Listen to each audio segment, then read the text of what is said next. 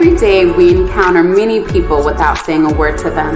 Imagine being able to share the gift of joy with them, to bring a smile to their face or give them a spark of inspiration. Without saying a word, you can positively impact their life by simply wearing a humanity.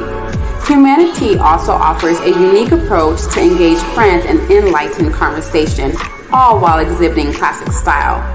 These shirts have been pre-shrunk to maintain their shape and pigment after washing. You will find this shirt is neither too light nor too heavy for your usual daily activities. Whether you're into casual lounging, active layering, or just want the softest t-shirt against your skin, you'll be pleasantly surprised by this traditional tee. To view our diverse product line, visit our website and click on the Humanity tab. Humanity, the very best in inspirational apparel.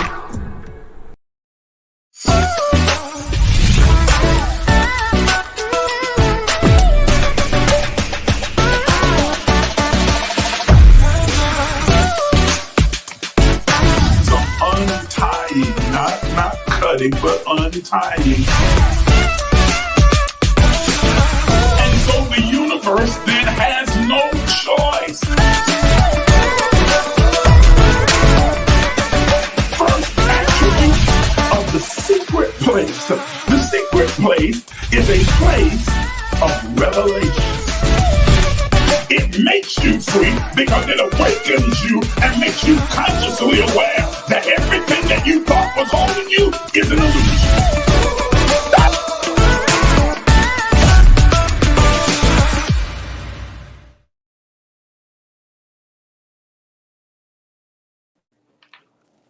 Good evening, everybody. Good evening and welcome to Sunday Empowerment. I am so glad that you have decided to join me tonight in this time of conscious conversation. I know that if you tuned in this morning, it was intense, it was challenging, it was mind-blowing and mind-stretching and rearranging. And we're going to continue that conversation tonight here in Sunday Empowerment and see if we can't dig a little bit deeper and go a little bit further in the conversation. I am just so absolutely happy for each and every one of you that are here and that have decided to be a part of this conversation. I see so many of you. It's good to see you. Good to see you. Listen, as I always do at the very top of the broadcast, do me this one favor.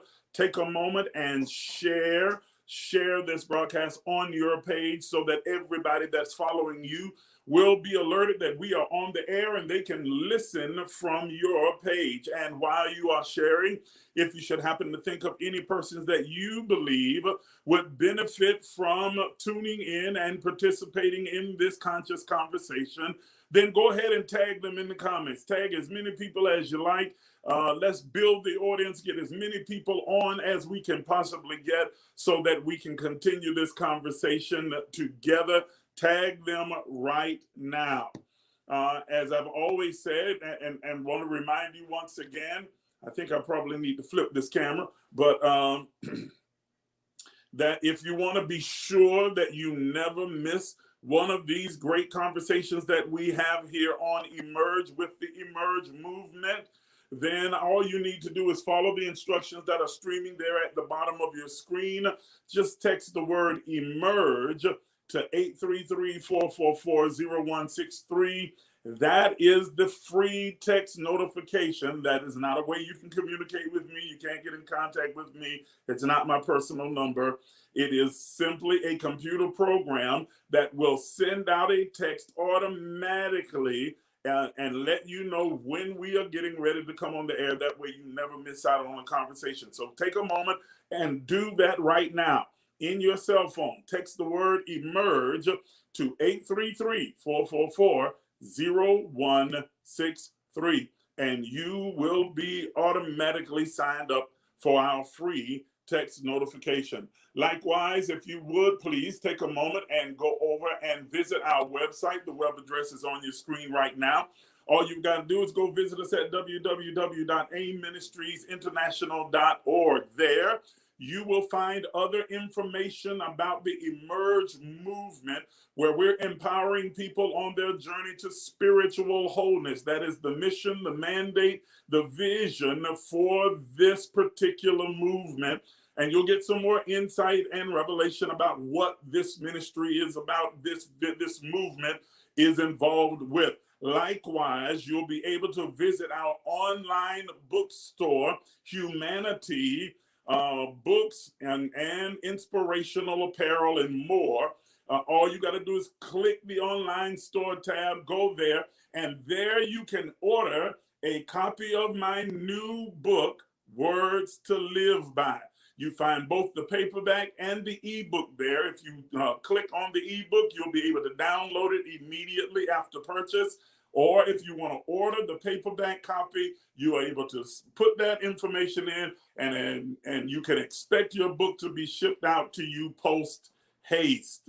As well, you will see a multiplicity of designs of different inspirational apparel, t-shirts, sweatshirts, hoodies that you will find there, mugs, caps, and other things of that sort, that you're able to order any of those things from our online bookstore, the very best in inspirational apparel. So please go over and check that out, if you will, at the website on your screen.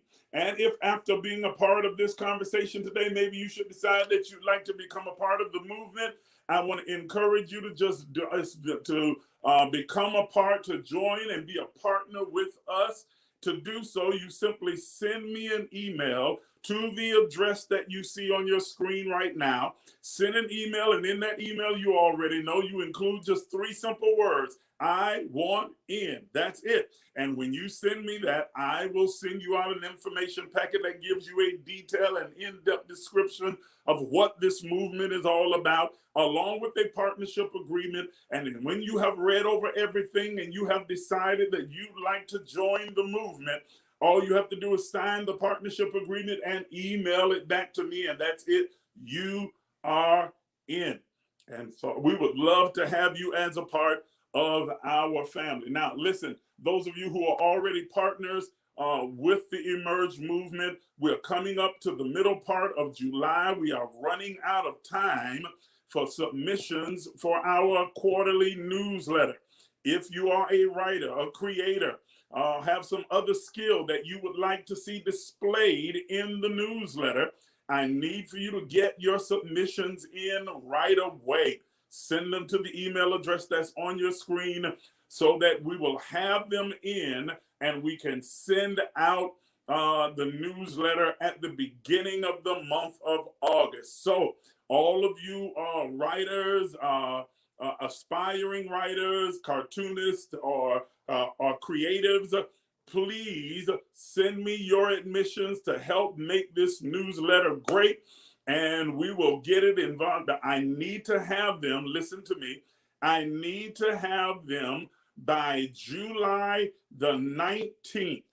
That is the absolute latest. I cannot go any further than that. I need your submissions by July the 19th if they're going to be included in this quarter's newsletter. So please, ma'am, sir, make sure that you send me your submission for the newsletter, and do that post haste.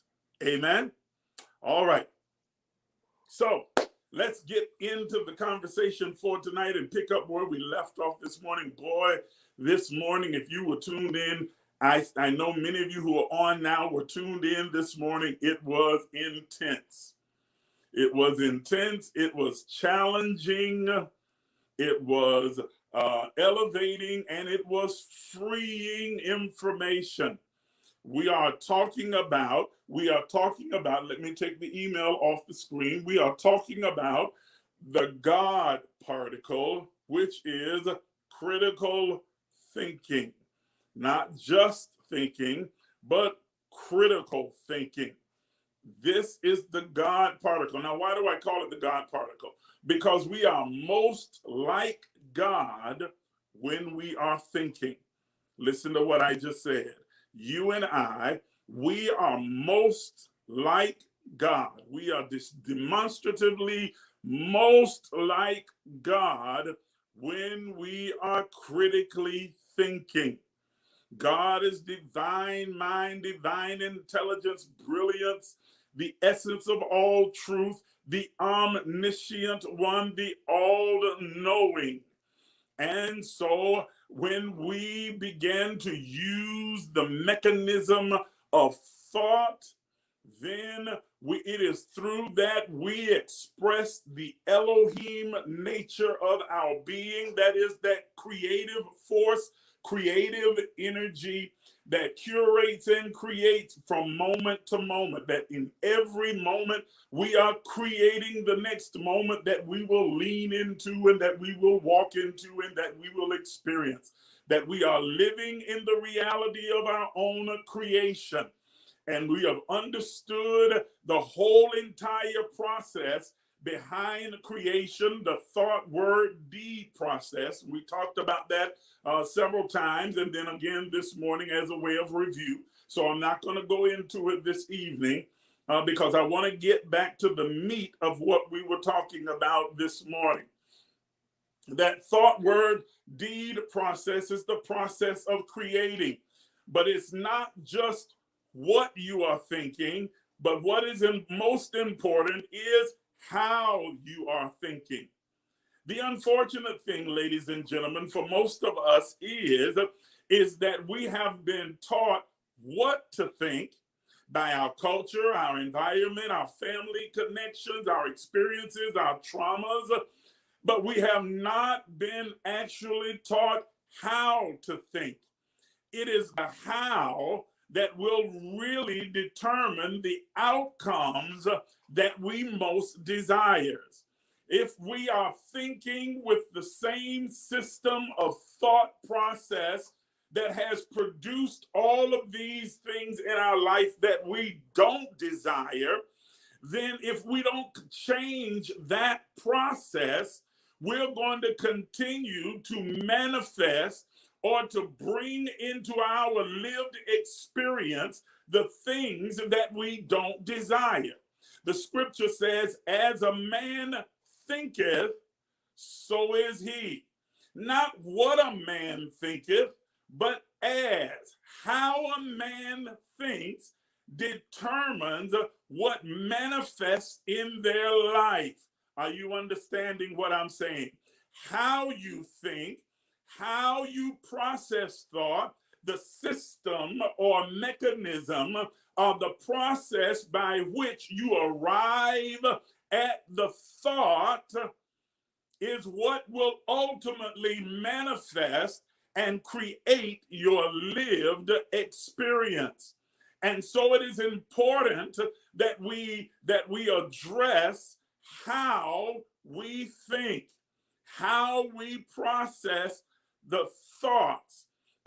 Indeed, it is very important that we are transformed by the renewing, the anakinosis of our mind, that we change what we think, because what you think about, you bring about. Okay, you manifest or bring into existence what you are thinking. But the deeper understanding that we got into this morning is what is the process of the system that produces the thought. That thought did not just pop up out of nowhere. It had to be generated, curated in some place, and it is the system or the process or the mechanism that has been programmed into our mind that generates the thoughts, the images, the ideas, or the logos, or the concepts that enter our conscious mind. That is what produces the thought. So if the system is flawed, then our thoughts will also be flawed. It is the reason why Paul decries in Romans that the carnal mind is enmity with God. He is not talking about some entity outside of ourselves, some spirit, some Hank demon or devil. he says the carnal are earthly influenced, cultural influenced, environmentally influenced, religiously influenced mind is the enemy or the antithesis of God. It is enmity. It is antithetical to God's voice, to the voice of God emerging and trying to pierce the darkness in every crack and corner of our soul, bring the illuminating light of truth. That carnal mind is what wars against. Yes, that carnal mind, that culturally influenced mind, that religiously influenced mind is what is at war with the critical thinking apparatus that we are in possession of, because we are divine brilliance, divine intelligence, that we as divine beings are omniscient, all-knowing, that we have the knowing within us, but we are not consciously aware of what we know, because it is drowned out by all of these other voices that have saturated and inundated and influenced our process of thinking. And so as a result, we start to think through the lens of our experience and the lens of our culture and the lens of our trauma and the lens of our religion. Critical thinking removes the exterior imaginary boxes that are created by all of those other idioms, by religion, by culture, by environment, by trauma. Each of them create within us as individuals, if we allow it, a particular parameter or box that says, this is the substratum of your life, your existence. This is how you live. And it is a victim mentality, a victim consciousness that basically says you are poor, pitiful, weak, and broken, and life is happening to you, and you are always under attack, and your only hope is that some external deity will have mercy upon you and come rescue you from the uncontrollable, chaotic events that are constantly bombarding your life. And if that is the parameter, or it is the system through which you are thinking, then you are always producing erroneous thoughts. But because your thoughts are energy, power, and force, your thoughts become things. You begin to manifest the thing you don't desire. Job, in the narrative of Job, the allegory of Job says this principle: the thing that I feared the most has come upon me. The thing that I feared, in other words, I didn't desire it. I didn't have any longing or yearning for this to happen. But because it was a fear, the mechanism or the system of fear produced these thoughts of what ifs and what abouts, and what if this happens, and what if that happens. And when you hold that as your dominant thought, that energy now kinetically in motion has no choice but to begin to gather across the space and time all of the elements necessary to bring into your lived experience the manifestation of what you have held in your mind to be true. What you give attention to, you give intention to. So how do we alleviate? How do we alleviate falling into the trap, falling into the cycle of reoccurring, destructive, dysfunctional experiences? We have to now not only renew what we think, but how we think. How do we come to the conclusions that we have come to? How do we arrive at truth? The scripture text that I use as a jumping off point from John chapter 8, verse 32 says, "And you shall know the truth, and the truth, that truth shall make you free." You shall know the absolute truth. And that truth, when you arrive at it, it makes you free. Now, that word, you shall know, the word know there is taken from the Greek word genosko.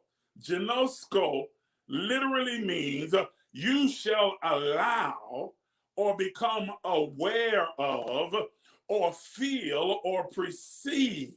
You shall allow or become aware of, feel, and perceive the truth. Did you catch what I just said? You shall allow, become consciously aware of, oh my goodness, you will perceive or feel truth. In other words, the truth that you are seeking is already locked away inside of you. You are loaded and coated with all the information of the universe inside of you in your divinity. But you have to come to the place where you know, that is, allow or become consciously aware of your knowing. What has happened in most cases is that we have allowed our beliefs to crowd out, drown out what we know. You have an innate knowing, but when you have been told what to think, then the what that you think formulates a belief, and that belief then drowns out the truth that you already know. I said earlier in this morning's teaching that every leader, all of us, we're not really teaching you something you don't know as much as we are reminding you, triggering within you the knowing that's there so that you can allow, you can become consciously aware of the truth that you know. And the more you become aware and conscious and allow that truth, that light to beam and illuminate in your conscious mind, the more free you become.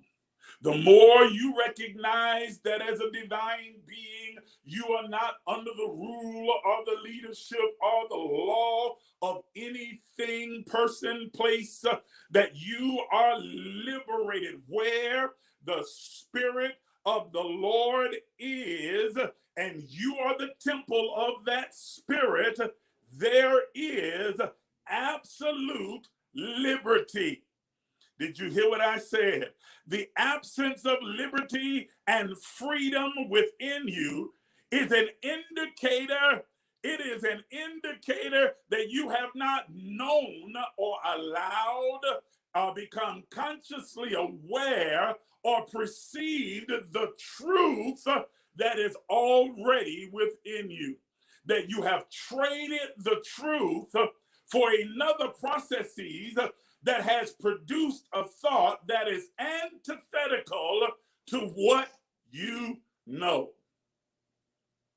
You ever followed a rule, an ideology, a belief, even though in your gut you could feel that it wasn't right, but you did it anyway because you had been told all your life, this is right, this is true, this is what you're supposed to do, and you adapted that as your truth as well, and so you followed it even though there was this nagging feeling deep within your gut that this wasn't right, that it didn't serve you, that it wasn't in your best interest. You didn't feel comfortable, you didn't feel at ease, but you did it because you were told that you need to just submit and do what I ask and do what I say. Everybody else is, so what's wrong with you? And if you don't, then it means that all of those can't be wrong and you be right, so you need to conform. You need to conform. You need to come in line with everybody else. But the scripture principle says, don't be conformed to this world's way of thinking. Don't allow the exterior influences to now push you into a corner and lock you inside of the proverbial box, this illusionary box, and cause you now to live a limited, stifled life. Hey. Okay? So how do we think? We think critically. Critical thinking means that you have to divorce yourself from all of the preconceived assumptions that you have received from all of these different avenues, from the avenues of culture, environment, and family, and religion. You have to be willing to divorce yourself from all of those things. And Paul puts it like this. He says, man, I've studied here and studied there, had some of the best teachers, went to the best school, and I have counted it all as dung. I would gladly relinquish all of it so that I can learn Christ. That's the mindset that you gotta have. I am ready to relinquish all of the things that I've been told, that I've never done the research for myself, never sought it out for myself, never allowed to question it, never allowed, that was contradictory, but I couldn't say that it contradicted each other. I just accepted it because the multitudes accepted it. But now you have to take on the mind that I am willing to release everything that I ever thought that I knew, so that I can know what I know. Woo! Yes. I'm going to repeat this saying that I got from Cindy Trim that I spoke this morning, and it's so powerful and profound that most people who think that they're thinking, they're really not thinking. You think you're thinking, but in fact, you are just rearranging your ignorance. Woo! That is such a powerful statement. That is such a powerful statement, that you are just rearranging your ignorance. What a powerful thing, a statement, that a lot of people think that they are thinking when in fact they are just rearranging their ignorance. They are just moving it around, shuffling it a little bit, so that it's applicable in this circle, in this circle, in that circle, but it is the same ignorance that has produced those non-productive, dysfunctional, and destructive thoughts that continuously seem to bring you nothing but misery and pain and hurt and disappointment and confusion. Now, I recognize, ladies and gentlemen, and I was having a conversation on my way here to do this teaching with a dear sister, dear friend, I recognize we were sharing stories about our own upbringings in Christianity. And I'm not picking on Christianity because it's true across the board in every religion, every known religion, but I am most familiar with Christianity because that's how I was raised. And that when you are raised in the Christian church, especially if it is a staunch, strict, stern Pentecostal holiness church, you are taught to submit and obey without question. You don't question God, and you don't question the men and women of God either. You simply do what you are told because they said it. And if they said it, then it's golden. Y'all not hearing what I'm saying? That if it has been spoken from their mouth, then it is golden, and you don't have the right, the authority, or reason to even begin to question. And you certainly don't question God. Now, I know everybody across every spectrum of Christianity, you were taught as a child, especially in the black church, you don't be questioning God. He's too wise to make a mistake, too just to do wrong. Don't you question God. But I said in the conversation, it's like, doesn't that seem just absolutely ridiculous? Why in the world, if we believe that God is the source of all knowledge, in understanding, enlightenment, information, and yet then I'm being taught that when I don't understand something and I have a question about something, I cannot ask the one being that has all the answers. Why? Because within the Christian church and all religions, the goal is not for you to learn how to think, but to tell you what to think. Because if I can tell you what to think, then I can manipulate and control you and move you around and keep you limited to the parameters set by that particular religion and that particular body. If I can tell you what to think, then you will always fall in line and do what you're told, even when it doesn't feel right, even when everything in you tells you this isn't for you, you will still do it.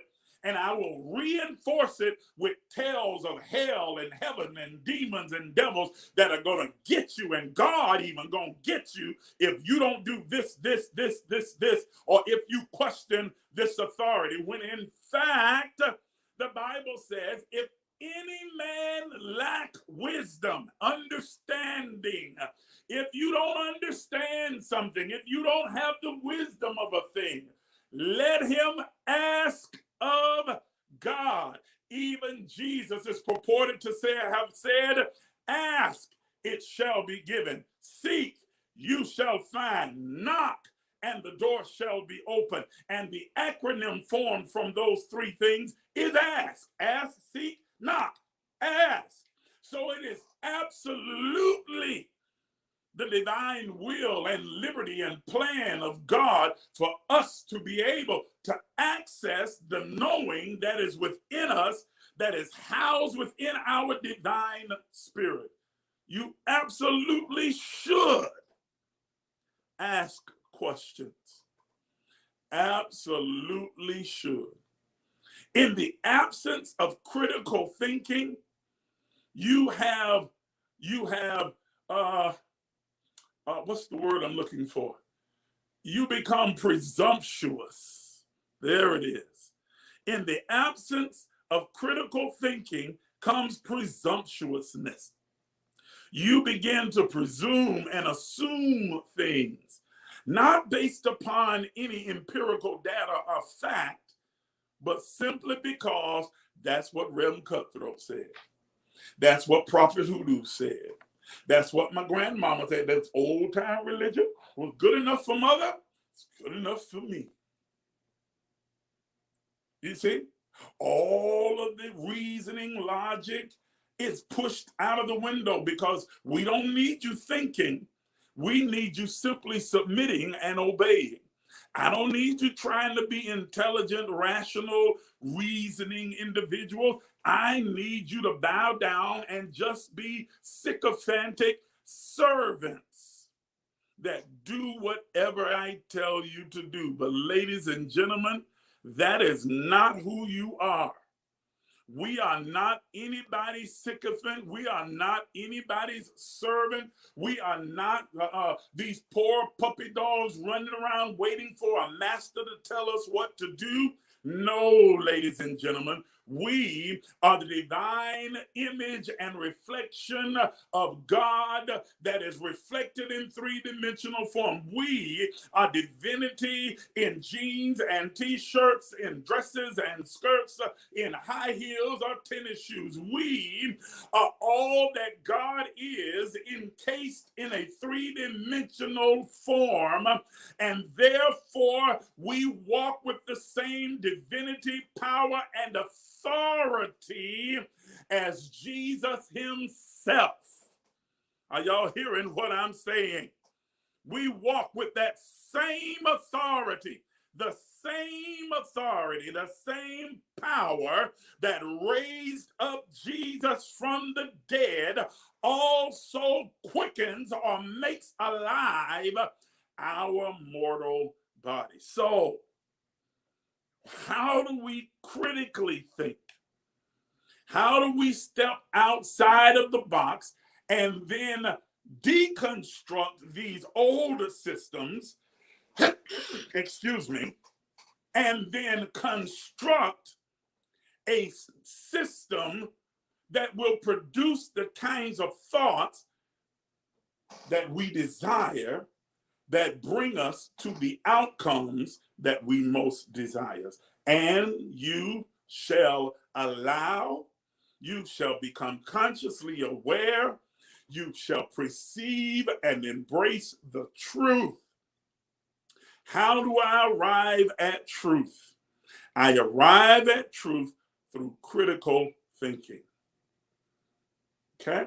So, I want to now, in these next few moments, go through the elements of critical thinking again. I kind of dealt with the first one in detail this morning, but the last two I kind of rushed through because I knew that my time was going longer, and I want to take the time and explore those a little bit deeper in these next 20 minutes that we have left. Okay? So how?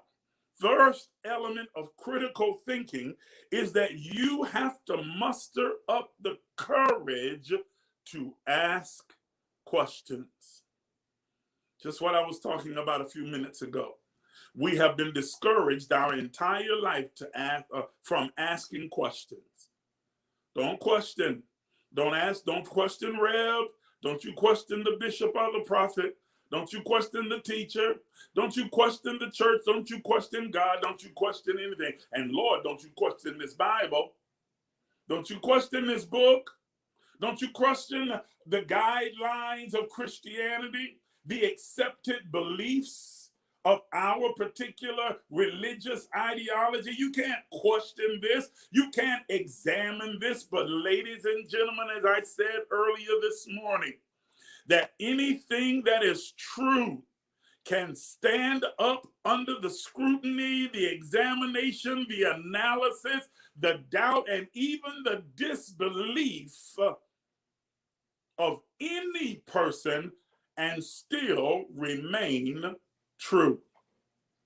Truth doesn't need to be believed in order for it to be true.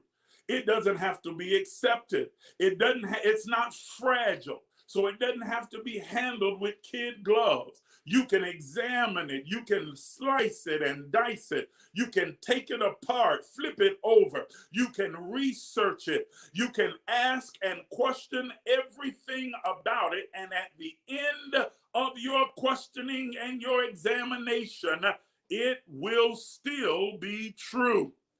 Anything that you cannot question, anything that cannot stand up under the pressure of examination is not true. That's what I said. And many times, those so-called leaders, preachers, and others in religions put a prohibition on you asking questions because they don't want you to find out that they don't know what they're talking about and that what they're saying is not true. And I've said earlier today, I'll say again tonight, most people don't want truth. Let me say it again. Most people don't want truth. They simply want confirmation that what they believe is true. But those who are seeking after objective, solidified, absolute truth are divorced from the outcomes of their questions. They are simply seeking answers. And whatever that answer is, whether it aligns with what I have always believed or not, I don't care. I simply want the answer. Whether it is what I want to hear or it is completely different, it does not matter. I simply want the truth. Are you understanding what I'm saying? That I'm not looking for you to confirm that what I think is true. I am looking to find truth wherever it may lie and wherever it may lead me. If it contradicts my long-held belief, so be it. Give me truth, because that is the only catalyst for freedom. That is the only catalyst that will make me free. So ask, muster up the courage to question. And I'm not just saying question a few things here and there, question everything across the board. Question everything about your religious beliefs. That there is a big uproar now about critical race theory. And critical race theory is simply a critical way of looking at the events of race as it relates to the United States and what effect that it has had, asking the questions about what role it's played, what's the effect that it has had, are they long-term, short-term, and how we can address those things. That's what critical race theory is. It's not teaching anyone what to think. It's teaching us how to think. It is a careful examination of all of the gathered data and the facts and arriving to a conclusion. Well, can I introduce you to critical faith theory? That's my word. Critical faith theory uses the same premise, that I am going to take everything that I have ever been taught to believe, ever been told to accept as truth, and put it under the light of the microscope of history, of science, of context, of examination, and of analysis to see if it is indeed the truth.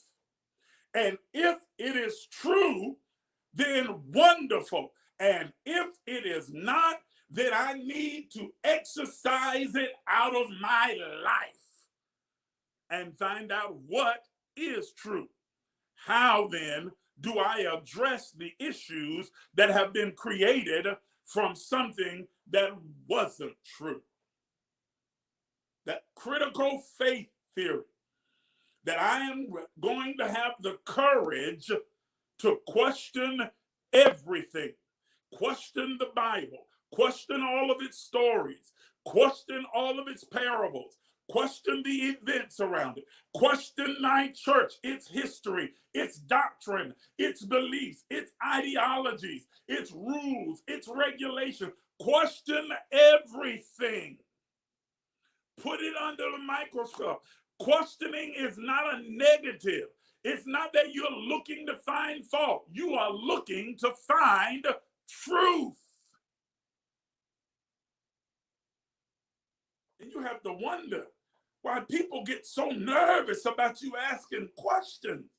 They get so upset because you propose a hypothesis that may be different from the ascribed or the normal ideology. They do so because they have no interest in investigating and uncovering true outcomes. They simply want to arrive at the same place that they have always been. They want to rearrange their ignorance. Woo-hoo-hoo. Yeah, they don't really want to critically think. They simply want to rearrange their ignorance, repackage it, resell it, to find new, innovative, and creative ways to say the same exact thing that we've been saying for centuries that hadn't worked yet. Oh, my goodness. Are you understanding what I'm saying? But when you begin to question, and if anyone is really about your growing, your evolution, your development, they have no problem with you questioning. As I teach or as I instruct and as I trigger and remind you of the knowing that is within you, I am not telling you to take everything I say at face value. Do your own research. Study it, question it. My inbox is open. You can question me about anything. You can doubt, disbelieve, debate, disagree. It doesn't matter. Because it's about getting to the truth. Have the courage to ask questions. My motto, ask questions, get answers, and then question the answers. So don't even trust your own outcomes initially. Go back and recheck your work. Question, did I do this right? Did I ask the right question? Did I research it correctly? Am I being objective, or have I allowed my own subjective ideology to be interjected into my research? Question everything. Hold yourself accountable to question it all so that you can arrive at fundamental truth. Ask questions, get answers, question the answers. Truth is immutable. It can be questioned, it can be examined, scrutinized, it can be disbelieved, and it still remains true. Okay? This is for you to do. Jesus himself, I said this earlier this morning, used this method to teach, because he was never trying to tell you what to think. He was trying to teach us how to think. So in all of his parables, he used a Socratic method where he would gather together all of the elements of the story into a parable, create a scenario, and present it to the hearers, and then at the end say, now you tell me what you get from it. What are your thoughts? How does that work for you? What is it that you deduce from this particular story? Are you hearing what I'm saying? That was his way of teaching. That was his way of making sure he wasn't telling you what to think, but teaching you how to think. There was an incident that is often ministered and preached and taught about when a woman is taken in the act of adultery and brought to Jesus. And incidentally, most people always ask the question, well, why wasn't the man brought? Well, the man wasn't brought because it was impossible for a man to commit adultery. Adultery laws only applied to the women because it was a purely misogynistic society. Men could have as many women as they wanted to, or as many women as they could afford. But it was the women that if they, who were the property of the men, if they were to go out and be unfaithful and lie with someone who had not owned them, they were considered an adulterer. So they brought the woman, not the man. But that's a side note. Don't cost you nothing. This is free. Okay? Now, moving on. And so when they bring him this woman who's caught in the very act of adultery, they say, there is a law of Moses that says she should be stoned and put to death. Notice in the story, Jesus does not debate the law. He does not debate the truth of their law, or whether it is right or incorrect, whether it is error, whether it is foolproof, whether it is something they should practice. He simply says, whoever does not have error, mistake, misperception, whoever is without sin, throw the first stone. I'm not telling you, I'm not going to debate whether she should be stoned or not. That's not even the issue here. I'm going to turn it back on you so that you can begin to process and think critically. If that is the law, then the law should be universal across the board. So then, if she is to be stoned because of her error, shouldn't you also be stoned? And one by one, they dropped their rock and they went the other way. Why? Because in a moment of critical thinking, they gained clarity of thought and understood. They understood the fallacy of the law that they had long held to, without anyone telling them it was a fallacy. He didn't tell them what to think. He simply led them down a path to show them how to think, how to process thought, so that they could arrive at a conclusion for themselves. Are you understanding what I'm saying? Ask questions. Number two, the second element of critical thinking is context. Context is the interrelated conditions into which something exists or occurs. It is the environment, the setting, or the surrounding, or the ambience that surrounds the particular thing. What is the context in which you are having the thought? What is the context that is producing the thought within your mind? That idea, that belief, that assumption, that presumption comes from a particular context. To the pure, listen to this, to the pure, all things are pure. But to those who are defiled, they see defilement everywhere. And so what happens when you view things from the context of your own brokenness, your own trauma, your own hurt, your own culture, your own deficiencies, then you begin to project that upon others because you are thinking from the context of your own life. You're not looking at it in the context of the event or the individual because you don't know the individual's thought or intent or motivation, and you don't know the full totality of the event. You are making a judgment based upon the context of your own experiences. That provides the context for your thinking. And so you project that upon the person, place, or the thing and say, I know this is the case because what you're really saying, if it were me, I would be doing, I would be thinking, I would be exactly what I'm projecting on the other person.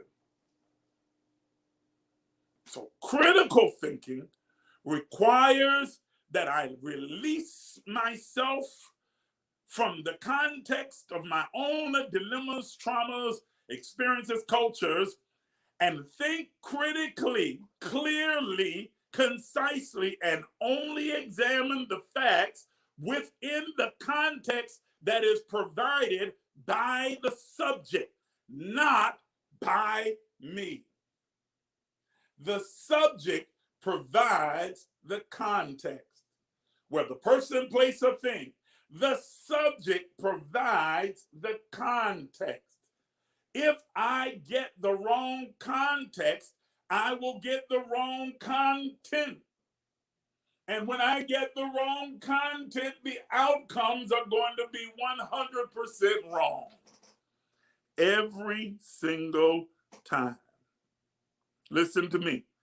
When you have an erroneous context, you will get erroneous outcomes 100% of the time. And you have a content that is based upon pretext or presumption because you are looking at it from an erroneous context. You are not looking at it from the context that is provided by the situation, circumstance, or the individual, but you are looking at it through the context of your past experiences, your traumas, your culture, your environment, your religion, and your family experience. Are you understanding what I'm saying? In order to evolve and to grow and to think critically, you have to elevate yourself to a higher consciousness where you look at the context of the events or the person that is presented from them before you begin to draw any conclusions or come to any determinations. And then finally, well, let me, hold on.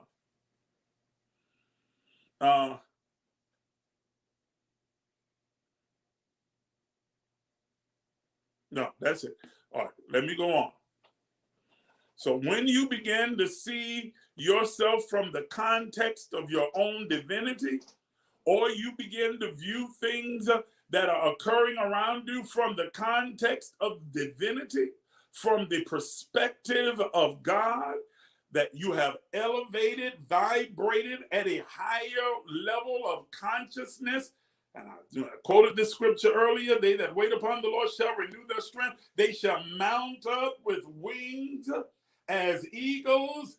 When you elevate your consciousness and begin to think from the perspective of God, it provides the correct context in which you look at things, and you are seeing it as God sees it. And you understand then that the outcome, there are a multiplicity of outcomes, and all of them are good. I know the thoughts that I have concerning you, thoughts of good and not evil, to bring you to an expected end. The thoughts that God thinks, the context of God's divinity provides us, the thoughts of God's mind provides us the context of his own divinity in which we are to perceive and see. And it's all good and not evil. Are y'all hearing me? And that third element, logic. Now, this is the one that really kind of threw a lot of people and that I really wanted to really drill down on. The third element is logic. Logical reasoning. That when we look at things from a logical perspective, does what I think make logical sense? Logic is a proper, reasonable way of thinking about something, sound reasoning. It is a science that deals with the rules and processes used in sound thinking and reasoning. In other words, after careful examination of all the available information, does the conclusion I arrive at make logical sense? Is it intelligent? Is it logical? Does it make sense? Just because it sounds good does not make it logical. Does it make sense? Remember, if it's true, then it's true universally. It is true across the board. It remains true, under every circumstance. Is the conclusion I've come to a logical conclusion? Is it based upon the evidence that is provided, or do I have to suspend all logic in order to accept this as true? And so I gave some examples of different events that are described in the Bible.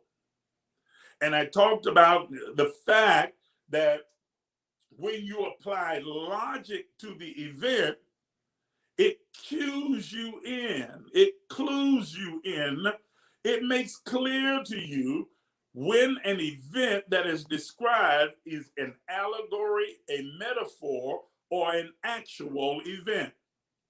If you want to know if this is an allegorical, metaphorical story or an actual literal event, apply critical thinking to it, which involves you using reason or logic, asking questions, looking at context, and then applying logical deduction to it. And you will be able to determine, is this actual or is it just a metaphor or an allegory? Now, please understand that I am not by any means diminishing the value of the story because it happens to be an allegory. Because we've learned multiple lessons. Brer Rabbit is not a literal story. It's an allegory that teaches a real functional principle. Goldilocks and the Three Bears, Little Red Riding Hood are all allegories, fairy tales, stories, parables, if you will. None of them are actual events. These people don't actually exist. But they do highlight actual principles by which we can learn and live by. So it's not devaluing the story when you recognize it as an allegory. As a matter of fact, it elevates the story and releases you from the bondage of trying to live up to the literal interpretation of a thing that is not practical or applicable. Are you understanding? So that you don't walk around here plucking your eye out and cutting off your arm.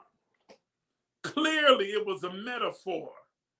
If your right eye offend thee, if your right arm offend thee. Clearly, it's a metaphor. We're not walking around with a bunch of one-eyed, one-armed believers.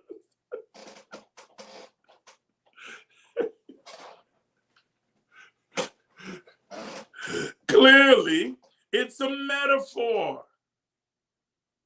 It is a part of the metaphorical teaching that Jesus puts forward.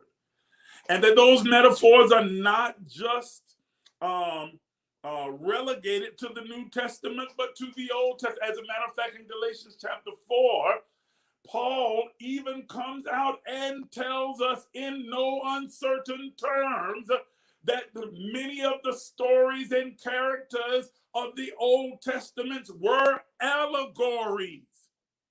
They were not, he literally uses the word allegory. That they were not literal events or people or places or things, but that they were metaphorical, allegorical stories that brought forth absolute, true, practical principles. Does that lessen the value of the story? No, of course not. Does it somehow lessen the value of the Bible? Absolutely not. It heightens it. Because now I'm able to look with clear eyes and gain from the story what was originally intended by writing it in the first place. Are y'all hearing what I'm saying? Huh? Am I making sense to y'all? Y'all understanding what I'm saying? Yes. Yes. I'm looking at the comments now. That's right. Absolutely. Okay. Use your logic and reason. Often In various modern religions, you are asked to suspend all logic and simply accept the ideology. They essentially want you to deny your own divinity and accept and embrace theirs. And in doing so, they tell you what to think instead of how to think. And when they are able to tell you what to think, they become your God. Woo! Yes. And so you find yourself worshiping the creature more than the creator. Y'all not hearing what I'm saying. You find yourself worshiping the creature more than the creator, worshiping the preacher more than the creator, worshiping the religion more than the creator, worshiping the ideology, the doctrine, the book, the exercise, the ritual more than the creator. Are you understanding? Is it logical? Does it make sense? Under the light of examination, given all of the facts, does it make sense?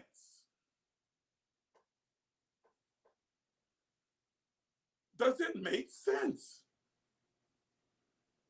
Now, you don't just apply that to your religion or apply it to the Bible. You apply it across the board. How many times have you gotten what you felt was an inspirational God thought that entered your mind, and then you go out to pursue it and it falls flat? And then come back and say, well, I guess I missed God. How could you miss God? I'll tell you exactly how. Because instead of doing the due diligence of examining what you are hearing through the mechanism of critical thinking, you just ran on it without ever even looking at what is it that is the progenitor or generated that particular thought. Did it emanate from the spirit? Or did it come from my experience, my trauma, my own self-will, my desire? Are y'all hearing what I'm saying? You gotta be questioned. These prophets who are always prophesying exactly what you want to hear. Come on, people. You're not that gullible. You're not that slow. Every prophecy is God's getting ready to pay off your bill. God's getting ready to cancel your debt. God's getting ready to bring you higher. God's getting ready to send you some money. God's getting ready to give you a new car. God's getting ready to give you. God's always getting ready. He ain't never doing. He always getting ready. And every prophecy is exactly what you want to hear. None of them ever turn inward or challenge you or is antithetical to your own desire or stretches you or pushes you beyond the boundaries of your lived experience. All of them happen to tap into the thing that tickles your fancy. Is that logical?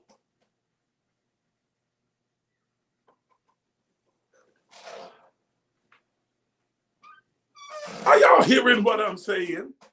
Is it logical with all of the occurrences that are taking place throughout the entire world?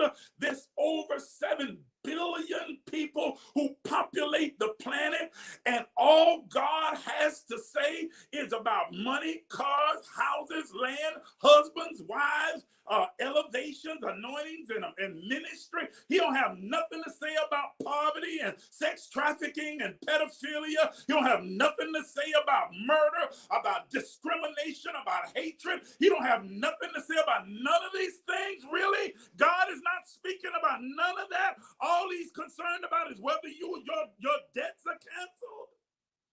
Is that logical?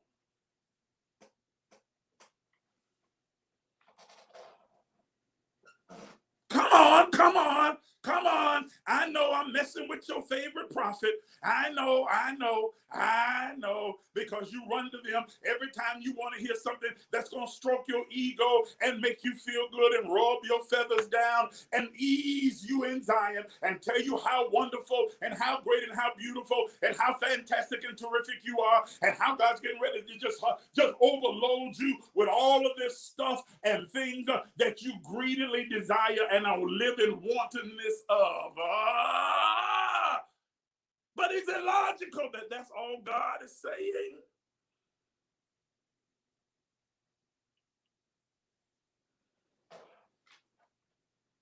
All these prophets who are PROFITs, prophets, because they know that you haven't been taught how to think. You've been taught what to think. So they know you're not a critical thinker. So they just throw you out more and more of the same old pablum and verbiage and foolishness that they've been giving you and watch you lap it up like a dog. Woo! I know I'm going to lose some folk now. Y'all probably going to all turn me off, but that's exactly what's happening. They just keep throwing out more kibbles and bits, and watch you lap it up like a dog because they know that you're not going to take the time to critically think because what they're saying aligns itself with your own selfish desire. Oh, yes, that's me. Supernatural wealth transfer. Oh, that's me. Debt cancellation. Oh, that's me. My husband, my wife is coming. Oh, yes, that's me. I see promotion. Ah, glory.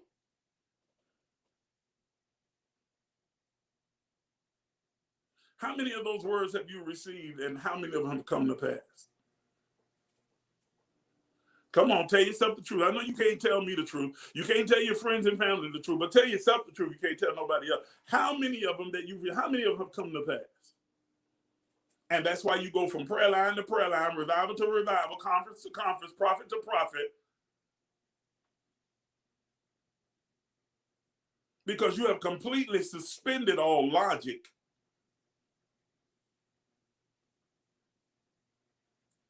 Hello? Come on. Huh? Come on. Oh, man, I'm over time. I just looked at the clock. I am 15 minutes over time. So I got to quit. So I want you to remember these elements to apply them when you are doing critical thinking. And I want you to commit to becoming critical thinkers. You are most like God when you are thinking. Thinking is not antithetical to spirituality. You are not less spiritual because you are thinking. You are more spiritual when you use the system of critical thinking. I want you to become a critical thinker. Ask questions, seek answers, then question the answers. Then I want you to pay attention to the context and make sure that you are looking from the context of God's your own divinity and not the context of your trauma. And then finally, I want you to apply logic to everything. Does it make sense? Is it reasonable? Or is it absurd?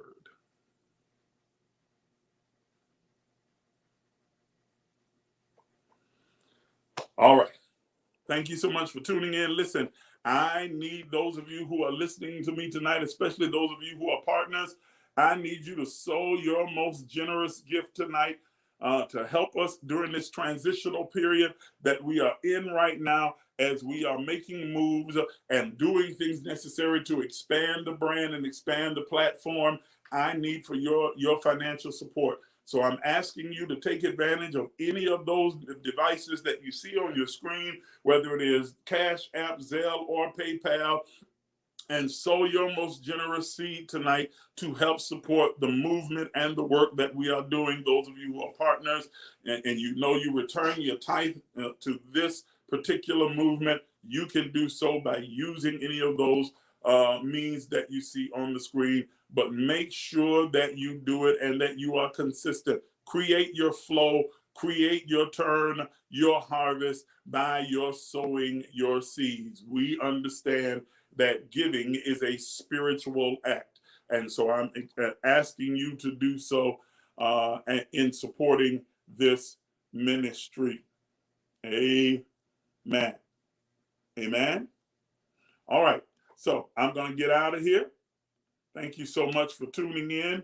I appreciate each and every one of you, and I will see you again on Thursday for Momentum. Until then, you have an absolutely outstanding, stupendous night, and make tomorrow the best day ever. Good night.